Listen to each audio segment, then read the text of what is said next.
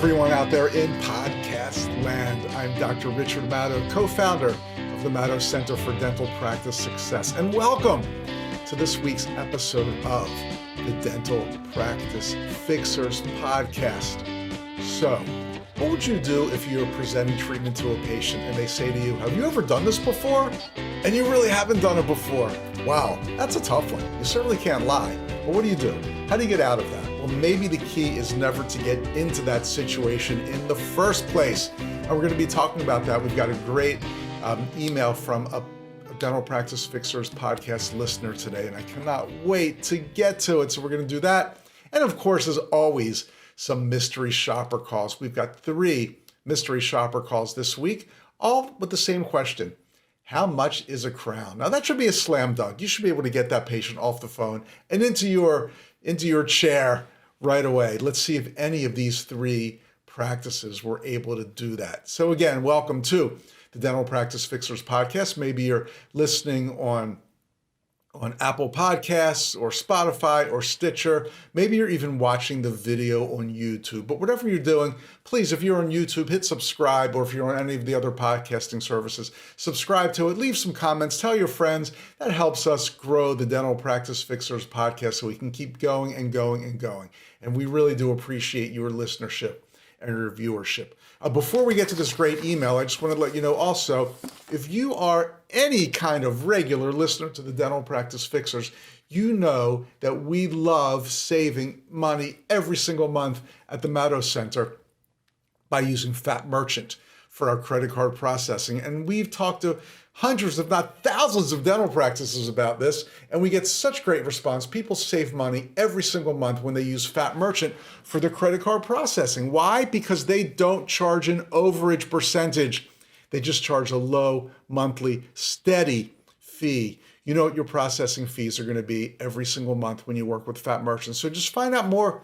Go to madow.com/save. That's madow.com/SAVE, and find out how you can save money each and every month by using Fat Merchant for your credit card processing. In the next couple of weeks, I'm going to tell you about a dentist that we are friends with who has done something really cool with his Fat Merchant savings. So look forward to that. But in the meantime, why don't you join the club?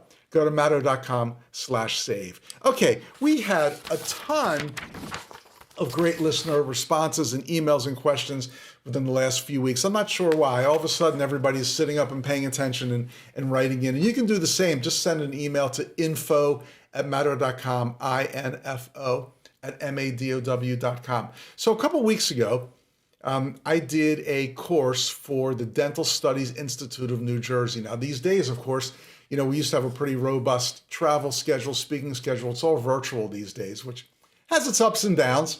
So much more fun being on the road and meeting people in person. But we can't do it right now. So in any case, we're doing the next best thing, which is doing seminars for different groups and associations by Zoom webinar or whatever the format is.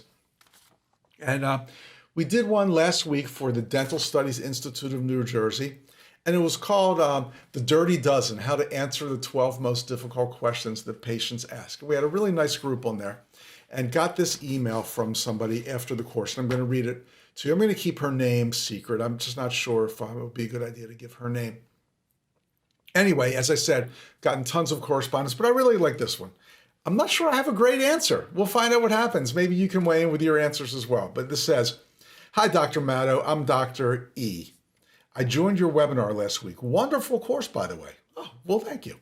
2 things. 1, I wasn't able to find your Facebook page you had mentioned in the course, and you said to email regarding it. So, hey, I'll just take a quick pause in this question and say, if you're not on our Dental Place Facebook group, please feel free to join. It's just a really nice kind of friendly group where you can ask questions about anything dental or non-dental. And one of our kind of rules is you've got to be friendly. You can't be nasty to people. You can't shoot them down like in most of the other internet groups. Just give some good advice, and we're here to help one another. So it's called the Dental Place. So if you go on Facebook and just search for the Dental Place, that'll come up. You have to ask to join, but we'll certainly let you in if you're a Dental Practice Fixers listener. And then you can participate in our Facebook group. So that was her first question. Second question. I have a question that I need help answering. I'm a new dentist and I look younger than my age. So I've gotten this question, and the question is, do you have experience in this? How many have you done? What if it's something like Invisalign? It's one of my first cases, or an implant case, or a rehab case. How would you answer this question? Wow, that's a tough one. You're a new dentist, you look young, and you're presenting treatment, and the patient says to you, have you done this before? And you haven't, or you've only done a couple of them. Woo, that's a sticky wicket, as they say. It really puts you in a bind. Well, I got to say, Dr. E, I can totally relate. When I first started practicing, well, I graduated dental school in 1984, did a fantastic general practice residency at Mount Sinai Medical Center in Miami Beach, Florida. So finished that in the middle of 1985, and I thought I knew everything. You know, when you do a GPR, you have so many cool experiences and get to do so many things. So I got out of there thinking that I was a really well-versed dentist, and I did have great experience. But then when you hit the real world of private practice, you really find out you don't know that much. You know something, but you really don't know all that much. So again, I was in this practice situation. I looked young as well. Some of my patients used to call me Doogie Howser. I'd walk into the room, they say, "Are you the dentist?" Wow, tough one to combat. But in any case, I know this feeling because sometimes you had to present treatment and you weren't that experienced in it. And it was one of the first times you were doing it. And you just hoped that the patient wouldn't say to you, have you done this before? So what do? Well, as with many of the questions in that Dirty Dozen webinar, how to answer the most difficult questions the patients ask, sometimes the strategy is to just avoid having that question asked altogether, kind of preempt it. And if you preempt things correctly, that question will not be asked of you very frequently. And I think this is one of those key issues in presenting treatment to a patient. And I'm not just talking about a whole long convoluted treatment plan presentation where you bring them back and you've got all your props and diagrams and you ask them to bring I don't like that anyway. I'm really against that, as some of you know. But it could be anything. It could be a very simple treatment. And then the patient asks, have you done this before? So again, preempting this and making sure it never happens is the best. Well, how do you make sure that this doesn't get asked of you? There are all these treatment plan presentation courses out there, or case acceptance courses. And I've taken a bunch of them. And I got to say, in general, I am not a fan. Why? Because in these courses, they teach you this whole flow chart. Well, this is what you say, and then if the patient says this, you say this, and if the patient says this, you say this, and then this is your comeback, and then eventually you're saying things like, well, is this the treatment you want? Don't you want the best? And it's such BS, and I hate to use the stereotype, but it's used car salesman tactics. And that's not how dentistry should be presented to our patients. And that we don't want to have to jam them into a corner and make them uncomfortably say yes because we've learned all these sales tactics. That's not working with human nature. To me, the main thing about getting a patient to say yes to treatment is two big things: trust and confidence. The patient has to trust us. They have to like us. And if you just do an exam and then look a patient in the eye and say, you need a crown, well, that's no relationship. That's no trust. How are they going to trust you? And secondly, confidence. When we talk to a patient about treatment, we've got to just reek of confidence, because if you're not confident in it yourself, the patients can sniff that out from a mile away. If you are second guessing yourself when you're talking to a patient about treatment, they know it. If you're doing something for the money, they can tell that. Never, ever do it for the money. If a patient thinks that you don't know what you're talking about, or you don't have confidence, or you haven't done this to a good level of experience, most people can sniff that out from a mile away. So we've got to build trust. We've got to talk to the patient and get to know them as a person and know what their needs are, what their desires are, and talk about what the best thing is for them. And we've got to exude confidence. We've got to say things like, I know what the problem is and we can fix it. And this is how we're going to do it. And you do that in very patient-friendly terms. You use lay terms that a fourth grader could understand. I am promising you, Dr. E, that if you, first of all, get to know your patients on a personal basis so they like you like them, they trust you. Your practice is doing all these little things that we've talked about over the many years of this podcast and our courses, so they know that this is a great practice. And then you exude confidence by saying something like, here's the problem and this is how we're going to fix it, and I know this will work great for you. Just, again, those are my terms. Put it in your own terms, but show confidence, show the patient you know what they're doing. They're not going to say to you things like, have you ever done this before? Because you'll be exuding confidence and you'll be preempting them. And also practice. practice. Again, when I finished my residency, I was thrown into a pretty large practice. I was the young associate. And there were a couple of dentists there who I really admired. And I would talk to them about, how do you present treatment to a patient? And I'd say, can I practice on you? And I would practice on them, and I would practice on my family members. I'd practice on my friends, talking to them about treatment and getting critiques. And we do it at team meetings. And, letting people say to me, I think I would feel better if you did it this way. Whatever. It's like the old, how do you get to Carnegie Hall? Practice, practice, practice. So these things take practice, but be confident. Look the patient in the eye. I've observed doctors presenting treatment to patients where they're looking away, they're looking up, or they're looking to the side, or they're looking down, or they're looking at their X-ray box. Or, the big monitor that has the X-ray on it. I call that the X-ray box. It's pretty old school. And they're squirming, and patients can tell. So maybe you're not 100% confident yet, but practice your confidence, practice on people. Look someone right in the eye and say, this is what I found today in your examination, and this is how we can fix it. This is how we can make it better. Whatever your terminology is, this is how we can give you a nice, strong, healthy tooth. And be confident in your presentation. And I know when you do that, patients will not squirm. Patients will not say, have you ever done this before? Because you've preempted all this with trust and confidence. Trust and confidence are the keys to successfully presenting treatment, whether it's a simple crown or periotherapy, or whether it's a whole, long, intense treatment plan. It's all about trust and confidence. Okay, I'm not going to belabor the point. That's all I'm going to say about that for now. Let's preempt this question. Go to Mato.com and look at some of our webinars where we talk about some of these things on a more on a longer basis, things that we don't have the time to get to in our podcast. So that being said, let's move to our mystery shopper calls. We've got 3 today. They all start with a simple question. How much is a crown? Okay, I'm going over here to Command Central, and we'll start with our first call. Call number 1. Let's hit it. Dr. office, this is Nancy. How can I help you? How much is a crown? Oh, a crown. Okay, a regular crown or an implant crown, or what are we looking at? I think it's just a regular crown. I've got a molar with an old filling, and I know I need a crown on it. Okay, it's $1,800. Oh, wow. Why is it so expensive? We only do the best. Oh, I like that. Okay. Well, thank you very much. You're welcome. Okay, bye. Bye-bye. Wow, now that's confidence. We only do the best. I really like that. A few things I didn't like. First of all, and we'll talk about this as we play a couple more calls. You don't have to just flat out give the fee like that. Now she did. I won't say there's anything inherently wrong with that, but I don't like it. She even said, is it a regular crown, an implant crown? Let's face it, a lot of times crowns need cores. The patient doesn't know. So just giving a flat out fee like that can be a little bit dangerous. But even though I didn't agree with it, she said it. She said it confidently. Then when I said, why is it so expensive? She said, we only do the best. Wow, this is the best office. But then she made no attempt to get me to a point. So no matter what she did, and I'm not saying she did a great job, but even if she had done a great job, no follow-up, nothing.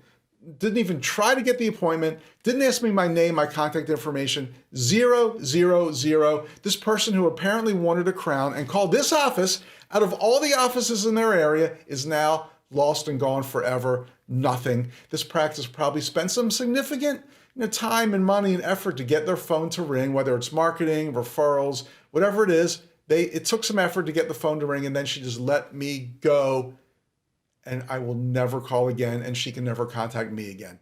Ooh, that was bad. That just was bad. Let's do our second call. This one I think was really interesting. Let's go for it. Hi, a question for you. How much is a crown? What's the cost for that procedure?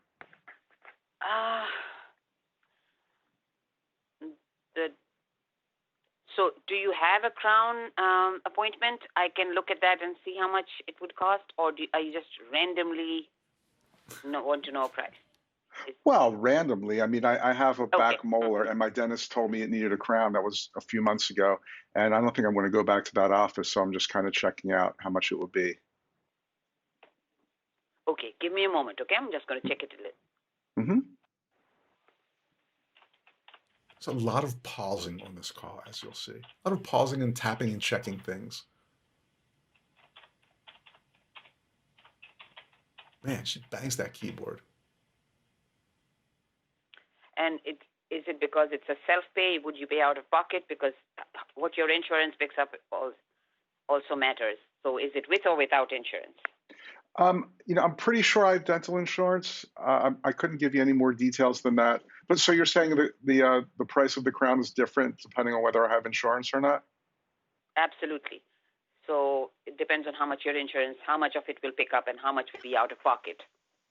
Right. And also a crown. Do you need a crown with build-up, or do you need just a crown, which the doctor would assess after seeing you?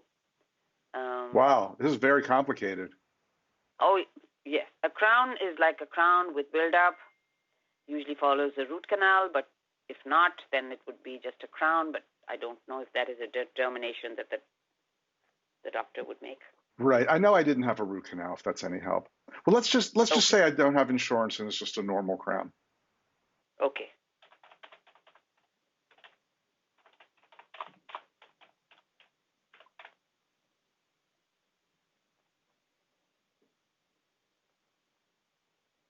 She does a lot of checking.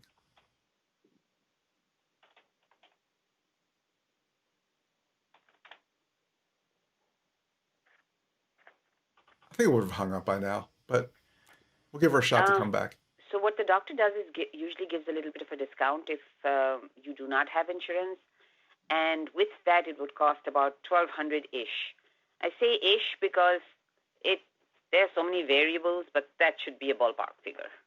Right. Did your doctor tell you how much it would cost if you had it done it by him? I don't know. I don't know that we ever even got that far. It might have been around 1,200-ish. That's possible. And then if I have insurance, that means like insurance would pay for a certain part of it. Yes. I mean, typically, crowns come under major. The insurances usually have a percentage for preventive, which is usually 100% covered. Then there are basic treatments like fillings and extractions, and those are usually covered at 80%. And then crowns, dentures, bridges are considered major, and usually insurances cover them at 50%. But some don't cover major at all. Some cover them at 60%. That actually sounds very familiar. I think I might have 50% on that. So if it's 50%, then my part will be 600-ish. It would go down. Yes, absolutely. Okay. Great. Well, thanks so much for that information. Very, very helpful. You're welcome, and you have a great day, sir. Oh, you too. You're very pleasant. Thanks. Bye. Thank you. Woo, doggy. Oh my jeez. Okay.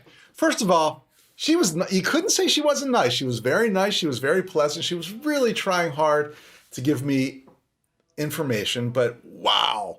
I love how at the beginning she said, well, do you have an appointment scheduled or are you just calling randomly? I mean, that's like offensive. Or you're just calling randomly. Yeah, I'm just some rando calling your office, and then next I'm going to call a plumber and ask how much it is to unclog a sink. This is what I do, just for fun.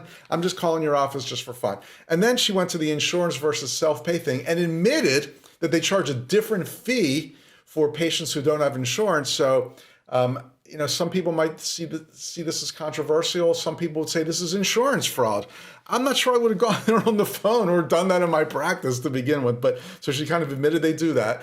Then she's asking me all these crazy questions. And that finally, she does say that the doctor would need to assess it. She's saying it's 1,200-ish. It's this, it's that. I'm so confused. She goes into this whole dissertation about insurance, how some things are 100%, some things are 80%, some things are 50%. I mean, it was useful information, I think way extraneous for this call, but she was trying to really do a good job and inform me of everything. Then she's ishing this and ishing that, and it's 1,200-ish, and it's 600-ish, and it's Billie Eilish. I mean, I don't know what she's talking about, just confusing me. And then the biggest mistake of all, she did say that really to give you the correct fee, the doctor would have to assess it. So she's moving in the right direction. I thought she was going to do it and say, why don't we get you in so the doctor can take a look? But no, she just gives all this information. I thank her, and then we part company. We hang up. She never gets any contact information from me, never even makes an attempt to get the appointment. Now, some people say that when you spend a long time with somebody, your commitment level goes up and up and up because you've already got that time. It's like sunk time. This call was 3 minutes and 43 seconds. We were bonding. We were hanging. We were buddies. And she made no attempt after me committing 4 minutes of my life to this call. She made zero attempt to get me in for an appointment. Ay, ay, ay. She could have just gone for the kill and I would have said yes. So not good, not good, not good. We've got one more call. Same question. Let's see what happens here. Dental, this is Molly. How may I help you? Oh, hi. Do you do crowns in your office? Yes, sir. We do crowns. And how much is a crown usually? So I would definitely hate to misquote you, as every patient's dental needs are different, and it's just depending on how many you would need or what type of crown. But for one crown, that price can start around $1,500.